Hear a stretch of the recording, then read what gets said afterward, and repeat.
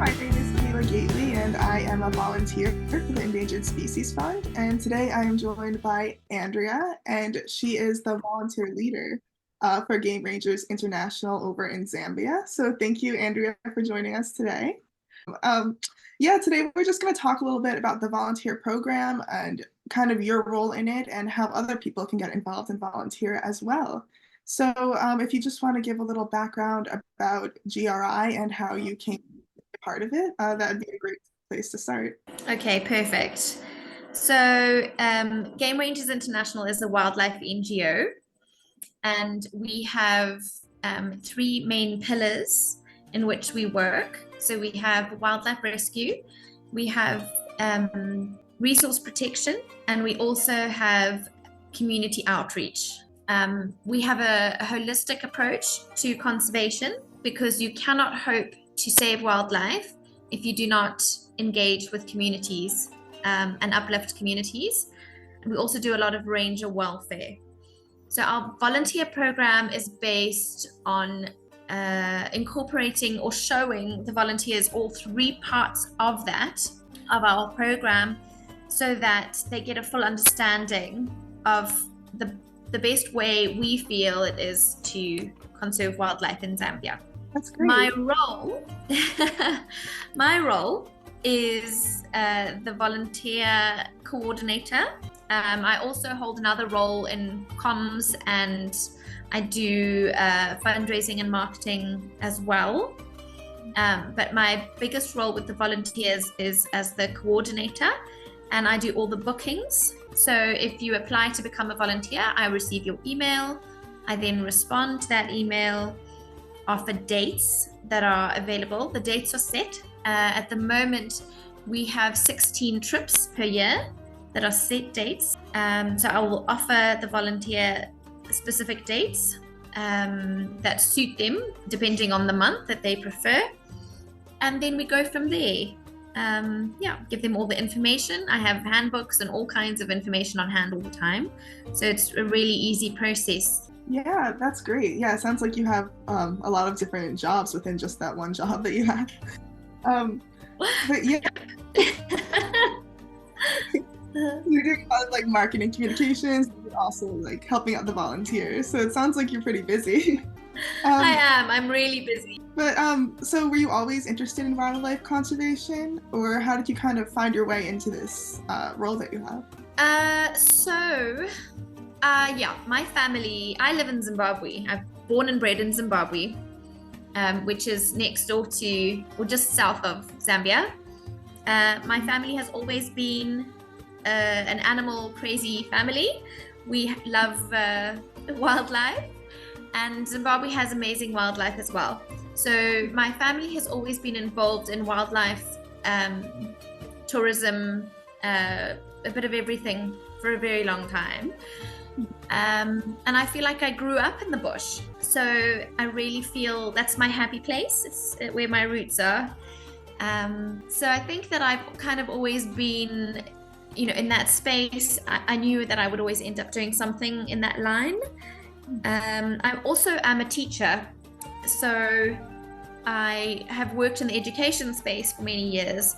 And to be honest, have always actually had two jobs, always had something in education and something in conservation, wildlife or tourism, of some kind.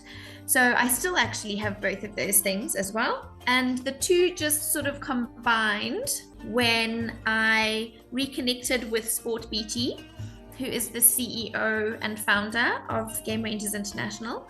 I had met him many years ago and became friends. And a couple of years ago, our paths crossed again, and he said to me, Andrea, I've got this role for you. Would you be interested?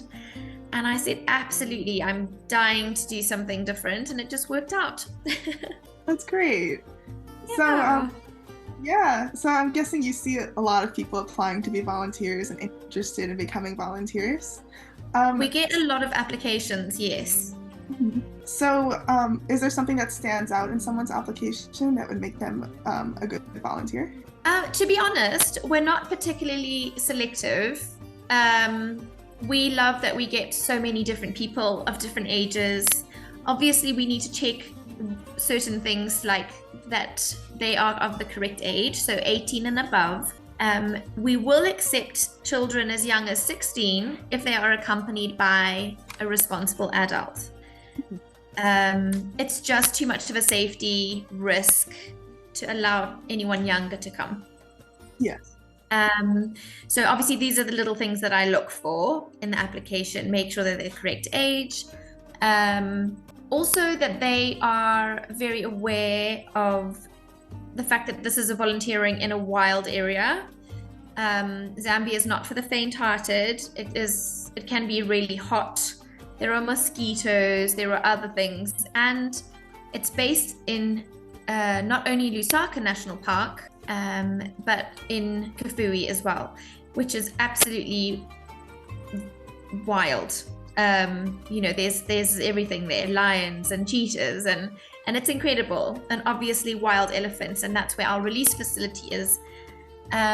But also dealing with the orphaned elephants. Even a very young elephant is big, it's heavy, it can hurt someone. So we just need to make sure that they're aware of what they're getting themselves into. And that we do a lot of community outreach as well, so that they would be willing to work with communities. And basically rough it just a little bit. Yeah. So we're not particularly selective. We just make sure that they obviously also in good health, that they can manage to cope with the sort of the 3 weeks that they're going to be with us. So the volunteer programs last for about 3 weeks? They're 21 nights. So is it mostly working with elephants and kind of in those release facilities? Please excuse my dog in the background again. Like I said, an animal household. The first week is spent in Lusaka National Park, where they work with the orphaned elephants. Yes, the babies are there, the youngsters, between the ages of whatever sort of age we're rescue from. Could be from as young as 2 months old, those elephants, to about 4 years old. They all drink milk at that stage, so they don't work with the elephants as in hands-on, but they do make the milk with the keepers. They all have specific formulas and different recipes for each one, depending on their nutritional needs. So yes, the volunteers get to spend time doing that. They get to see the elephants interact, obviously within a safe distance. They will also spend time with communities within Lusaka, because there are a lot of women's groups in Lusaka as well that we work with. And we do biodiversity studies within Lusaka National Park. It's quite a young national park that they have restocked recently. It's got white rhino now, which is very exciting. So they get to spend a lot of time there doing a little bit of everything within that camp. Then they move to Musa Camp. Musa Camp is based on Lake Itezhi, and it's strategically placed in a position where there's a lot of wildlife trafficking happening. So it's on the border of a community area. So it basically is a great place to be positioned for our resource protection and our rangers, so that they can be a presence in the area and help to teach about the communities about human-elephant conflict and human-wildlife conflict in general, and just to mitigate that. So our volunteers will spend a week there. We don't have any of our own elephants there, but there are wild elephants that come through, and some of our released elephants will come through there as well. It's very beautiful there, completely wild as well. A lot of lion activity, beautiful lake, beautiful sunsets, and they get to spend time in the same camp as the rangers. They have their own section of accommodation, but the rangers live on site as well. And that is also because it's based in a community or on the border of, it's a really good place for us to do community outreach as well. So we work with a lot of schools, with clinics, with women's groups there, which we try to uplift. Women's groups are really important with volunteering. I know a lot of people are like, why do we need to work with women? Women play a very crucial role in wildlife trafficking because they are vulnerable. They generally are left as the breadwinner for their families. They have got little children to look after, and they are looking for ways in which to do that. And some of them are not educated. They don't have the means in which to run a successful business or have an education in which they can use to get a job. So they become sort of very vulnerable in that space. So we work with them, we give them business skills, we try to uplift them and help them create little businesses in which they can then generate a little bit of income to support their families, be it sewing clubs, running a bakery, raising chickens, anything like that, which they can do in their space, which gives them a little bit of money freedom. And then they don't have to resort to other means of survival. So that plays a big role in protecting wildlife on the whole. So we do a lot of that stuff there, and the volunteers will get involved with that. Sorry about that. My gate bell is now ringing. I'm in a wonderful position today. Hold on a sec. Okay, so then the third camp that we move to is where our release facility is. We call it the Kafui Release Facility, and any of our elephants who are from about 4 years and above slowly become weaned off their milk, and they get moved. It's quite an amazing little transition for them. Translocated 12 hours drive away to the Kafui National Park, where we do a soft release, and over the next 10 years become rewilded. We feel that they need the skills of a herd in order to really learn again how to be wild, and so and to survive in the wild. They learn from each other when they're in a natural herd, how to survive flooding, how to cross rivers when they're flooding, how to survive lion attacks. That does happen. Lions do attack elephants, especially baby ones, vulnerable ones. So they learn these from the herd, and in this case these elephants don't have a herd of their own, so they have a herd that we create for them. And so that's why the process takes a little bit longer, but then once they have those skills, they naturally want to leave on their own, which is really exciting, and they take those steps, but it does take about sort of 10 years depending on the elephant. So our volunteers get to spend time in that camp. We also have a research department based there, and they do a lot of wild elephant studies, a lot of trauma studies.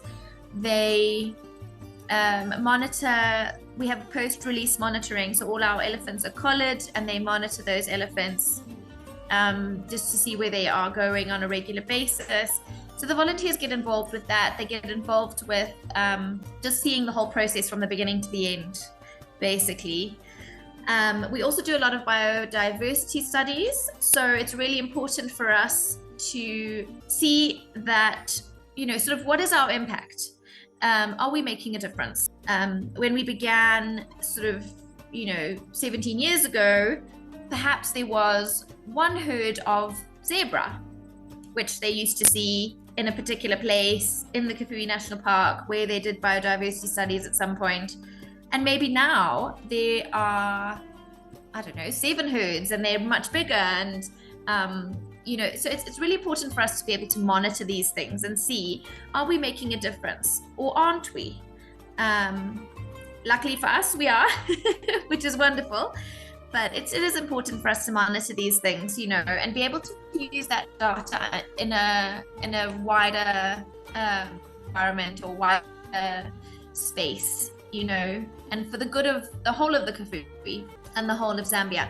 So we do ask our volunteers to help us with biodiversity studies, and that is basically it consists of a game drive with our hostess and our driver, where they take you on drives throughout the Kafui, and we have a specific area in which we monitor whatever animals that are there. We take that data and input it. So basically, it gives you a really good idea of what they're involved in 3 different parts of our program. The final evening is spent in Livingston, which is at Victoria Falls.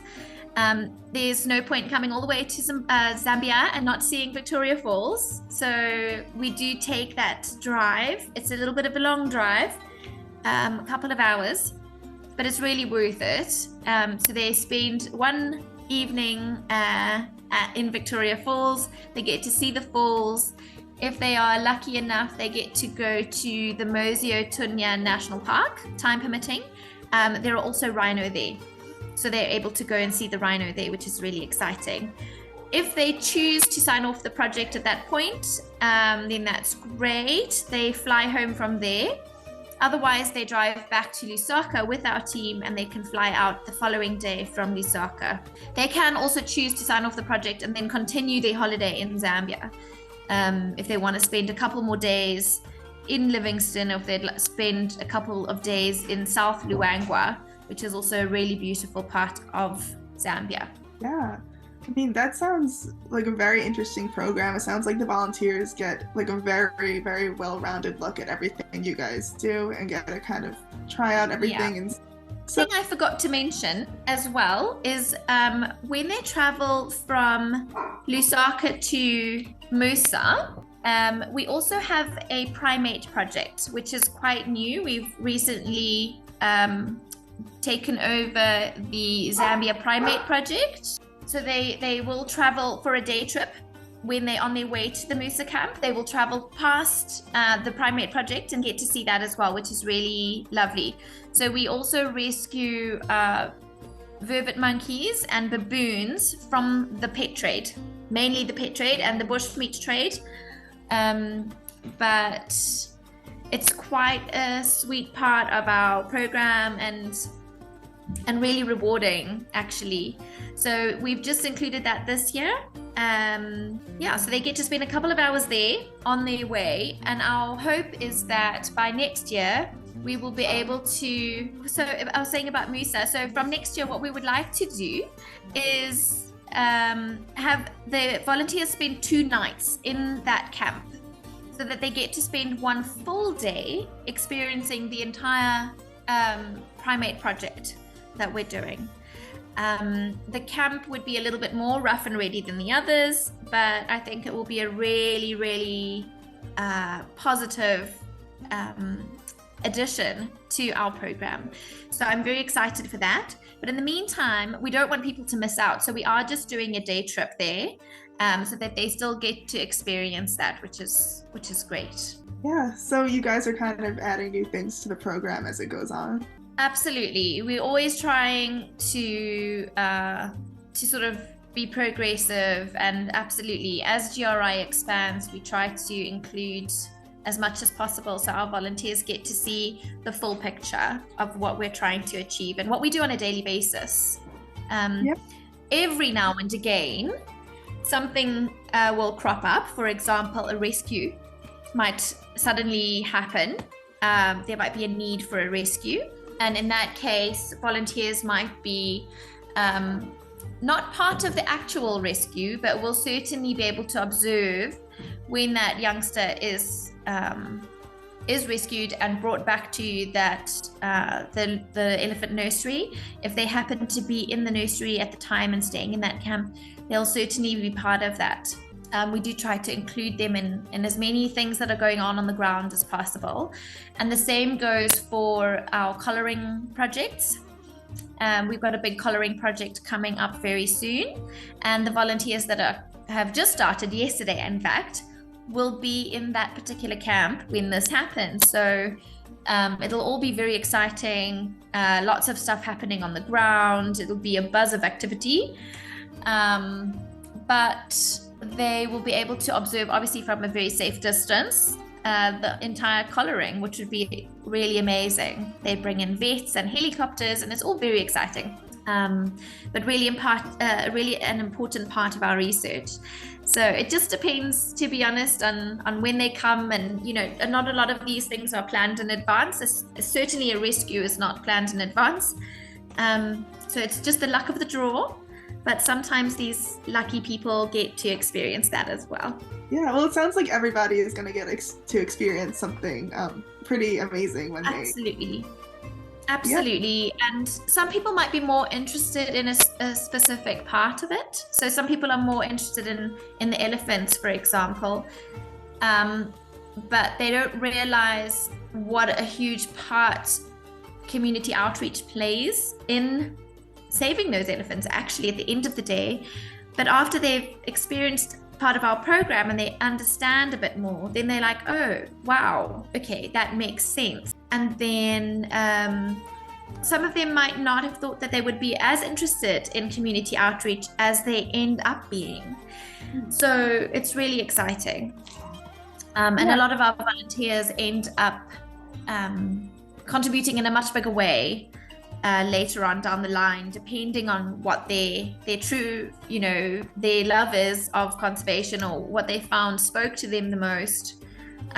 And that could be in any kind of form. So, for example, we've had a volunteer who has donated towards the rebuilding of an entire school, a rural school, which is really, huge for the community and huge for conservation, because you're changing the lives of young people, and we get to do our conservation education at that school to those youngsters, and that's really important, an important message. Yeah, I was going to ask too, how people are able to stay involved after volunteering. If they want to continue to be involved, can they volunteer? Is there another capacity in which they're Absolutely. So they definitely can. They can become ambassadors for us. They're welcome to hold sort of events or golf days or quiz nights, or there's so many different ways they can get involved. We also have an adoption program, so they can adopt. But I would be able to give them all the resources and assets that they require in order to do something like that. So and obviously, through John, we have the PayPal link, so people can pay easily that way as well. So they can certainly get involved afterwards if they would like to. Yeah, I'd imagine you'd see quite a few people trying to stay involved. Absolutely. And like I said, it depends what speaks to them. So that one particular lady, she felt very strongly after the time she spent with the communities, and saw what they needed and where the gaps were, and she put her hand up and said, I can do that. I can contribute to that and improve that. So there's lots of little ways that people can do it. You don't have to spend $1 million. Just a little bit here and there makes a big difference, Yeah, and then in terms of the program, are people able to volunteer in the program again, or is it just you do it one time? To be honest, we don't get a huge amount of repeat volunteers. They certainly can volunteer again if they loved it and they would like to come back. Absolutely. Chances are that they would probably redo some of the things that they have done. But because we're always evolving on the ground, and there's always different programs on the ground that we're working on, or our teams are working on, and the volunteer program is based on how they have to fit in with what's going on the ground, basically.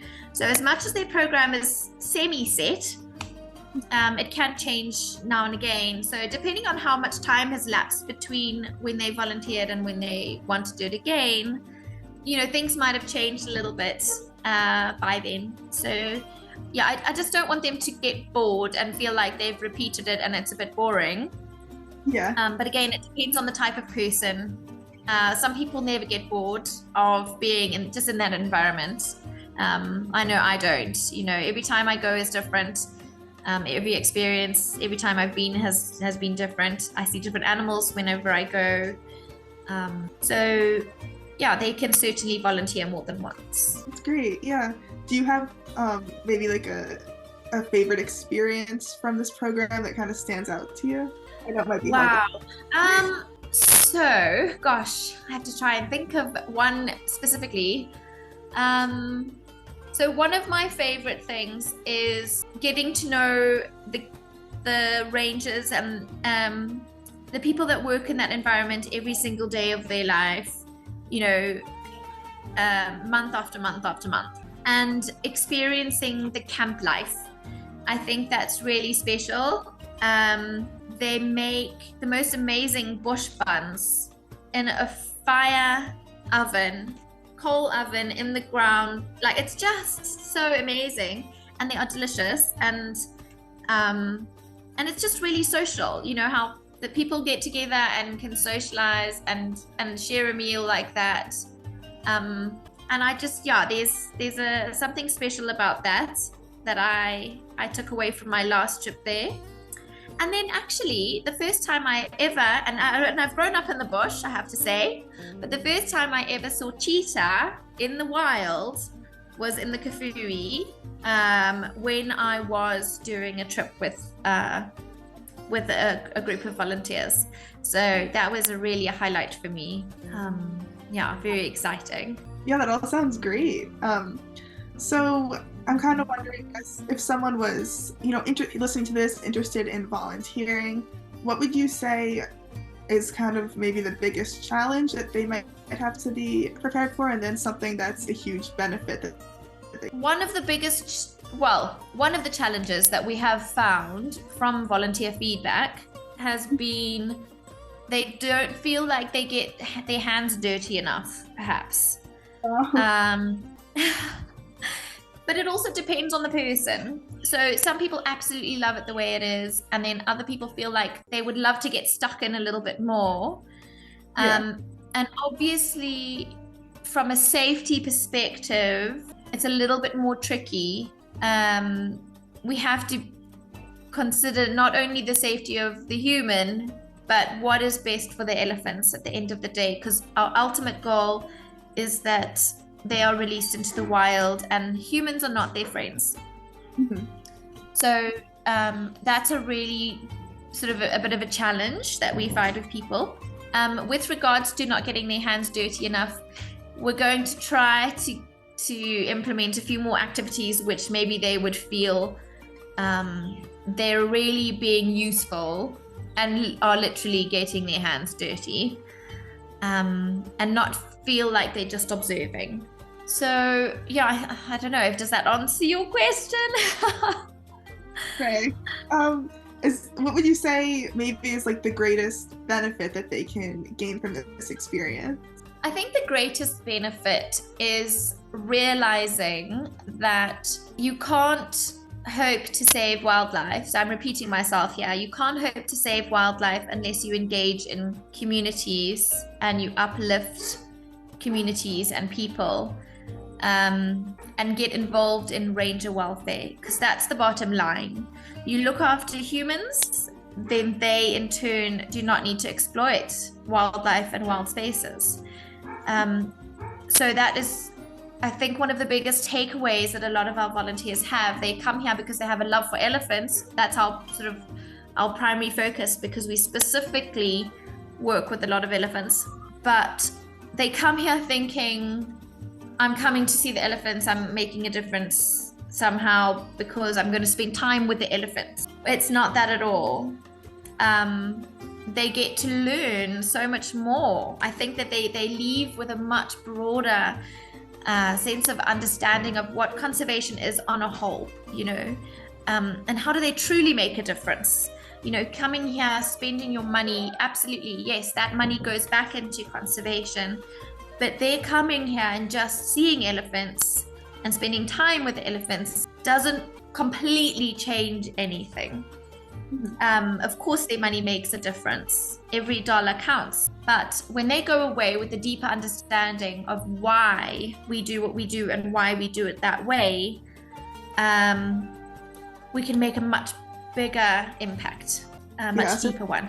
I think that that's what they go home with. They go home with that little bit of um, like a light bulb moment for them, like, wow, okay, I can do more. And I've learned more, and now that I know better, I can do better, I think. Yeah, well, that's a great message to, I think, walk away with. And it's great that they're getting kind of that whole overall picture too. Absolutely. Absolutely. Yeah. And then I know you said the youngest for volunteers would be 16. Is there like an average age range that you see people like kind of applying? Wow. We have really got such a mixture. I would say our average age range, so the most popular would probably be people in their 30s. Hmm.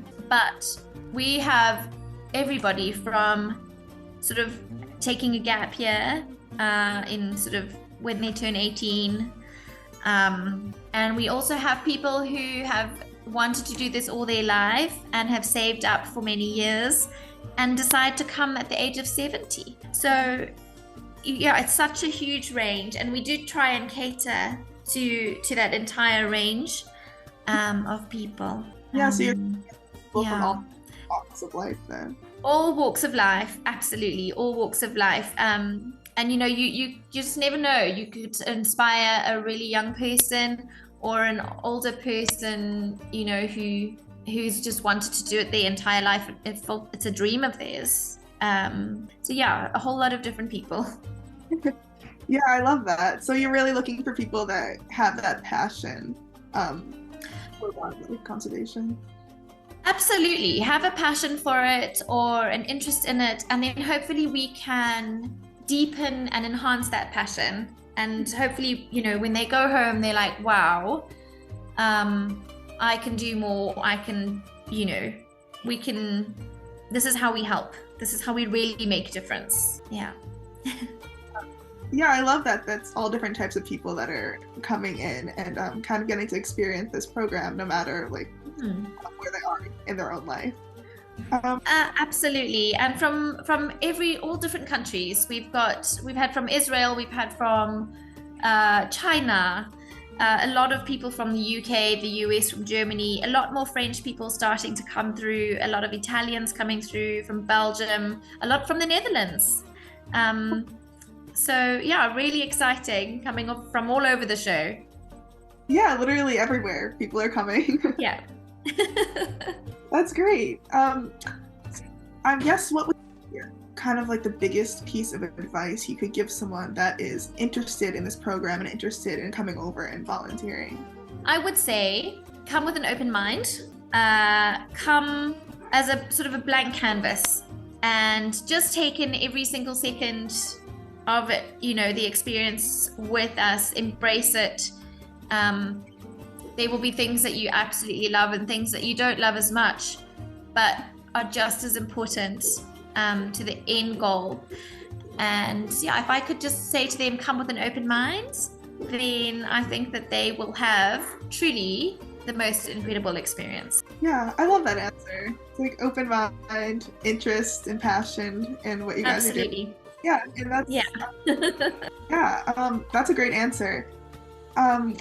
So what would be kind of the most interesting thing that you've seen from the volunteers? Maybe something that surprised you from a volunteer, or like something that you saw in them that kind of like grew over their time in the program. If you have any thoughts on that or any answers. It's quite tricky for me to answer, to be honest, because I am not on the ground with them every day. So I'm based in Zim, and those volunteers are with my team on the ground. So it's a little bit more tricky for me to answer that specifically. Yeah, that's fine. Yeah, I don't think I'd be able to give you an honest enough answer because I haven't spent enough time with specific volunteers, for a long enough period. Yeah, so you're more kind of program as opposed to being like on the ground with them and seeing kind of. Absolutely. Yes, exactly. So, I mean, every now and again, I will join them on a program. But for the most part, my team is amazing. I've got two lovely teams, and they're great. and they are able to manage very well on their own. And obviously each camp has their own team, and each department has their own team within that camp. So, you know, it's quite a well-oiled machine. But because I'm sort of, I would say just sort of a little bit on the periphery, it would be tricky for me to answer that question. No, that's totally fine. So, what is it that you really like about being in kind of that coordinator position and getting to like help all the other teams? So it's really exciting because I get to know the volunteer a little bit beforehand, because we chat back and forth so much, you know, getting them ready for their trip, and they have lots of questions, and so I kind of get them all ready to the point where they land in Zambia and are collected by my team. I'll stay in touch with them throughout their trip and also ask them for lots of photos, because I require plenty of photos for what I do as well. So I'm always very grateful for loads of photos. But I think it's lovely to get to know them. And then it is great, obviously, to get their feedback. You know, at the end of it all, I send them their certificates, and I chat to them about their feedback, and, you know, what did they love? What didn't they love? What do they think we could do differently? You know, sometimes personalities come into it. They may not get on with a fellow volunteer, etc. Yeah. But yeah, there's always little things like that to kind of figure out along the way. But yeah, it's really lovely to get to know. I feel like a lot of them leave as friends at the end of it. You know, they join as this stranger that's just sent you an email, but by the end of the entire process, you know, I could have been chatting to them for a good 6 to 8 months by the time from the time they decided to send in an application to the time they actually finish their trip. Yeah. You know, so yeah, I get to know them as people, which is really great as well. Oh, that's great. Yeah, and I love that they're able to kind of connect with other people and make a community with everyone else that's volunteering, as much as they are getting to like help with outreach. Absolutely. We just had a group recently, and they didn't know anything about each other at all. There were 3 of them, and they literally have become so close, and they're all planning to return in 2 years time. So in 2026 they all want to come again together, so that was really positive. That's amazing. Maybe like a lifelong connection. Yeah, and then you were saying that you also take into account a lot of feedback, which I think is great, because there's a lot of places that, you know, don't really ask for that. Absolutely, it's so important, so important to hear people's feedback. You know, like I say, sometimes it can just be a matter of personalities, or people maybe didn't quite know what they were getting themselves in for. So it's really important that they read the information that they are given, and do research. You know, people need to do research. I think for the most part, the feedback is generally really good. We've been very lucky and blessed that it has been such positive feedback. Every now and again, absolutely, you'll get someone who will give you some feedback that's not great. But that's how you grow, that's how you change, that's how you learn, that's how you improve. And yeah, we're happy to hear it. You know, we're happy to hear that. And that's what keeps us, I think it's really important just to be genuine. And yeah, you can adjust course if needed. Exactly. Yeah, I think feedback is so important for everything. It's really like how you learn. Absolutely. Yeah, so I love that this program, like, you're really taking that into account and working to make it better every time there's a new group of volunteers. Absolutely. They can also join our Facebook group. So we have a private Facebook group for GRI volunteers. And they can share their experiences, their comments, their stuff on there. But I also share a lot of information and photos and updated things that people are doing. Some people may have volunteered 6, 8, 10 years ago. So for them to see what's going on now is quite exciting as well. But they can also reach out to each other on that platform. Yeah, I feel like we've covered a lot in this. We have, including my dog's barking. Sorry about that again. And yeah, keep you too long either. So I guess just to wrap everything up, would there be anything else you'd want to say to people that are interested in this program and interested in volunteering? Without being biased, I truly love this program and what we do. And like I said, I'm from Zimbabwe, and there are a couple of volunteer programs in Zimbabwe, but I really, really love this GRI one in Zambia. It speaks to me so much. I feel like it's so genuine. The end goal is so important, and the way that they do things is with true, what's the word? Integrity. Which I think is so important. So yeah, I would definitely recommend it, just because I think it's a truly genuine program, and they will come away feeling like they are making a proper difference in the world. Not just loving an elephant. Not that we don't allow them to love the elephants, but I know a lot of programs that do. Sorry, that's now my little nephew. We have a full house. Chatting to the dogs. So they would come away really feeling that they've made a difference. I believe that, Yeah, I can really tell just from hearing you speak about this program how it really stands out against other ones, because you care about the wildlife in the community, but you also care about the volunteers and what their experience is going to be coming into this program. And absolutely. It's hard dealing with many different personalities, like we've spoken about, and people from all over the show, and people with different cultures. But at the end of the day, if there's one thing that we all are trying to do, is make a little bit of a difference in this world. We all love animals. We're obviously trying to do something positive. And yes, I do believe that they'll come away with a much deeper understanding and feel really good about their choice at the end of it. Yes, it sounds incredible. And if anybody interested in volunteering or learning more about the program, all the links will be at the end of this video. Thank you so much, Andrea. I really learned a lot, and you did an amazing job of describing the program and everything that's involved with it. Thank you. Thank you so much for having me. And absolutely. We'll chat soon.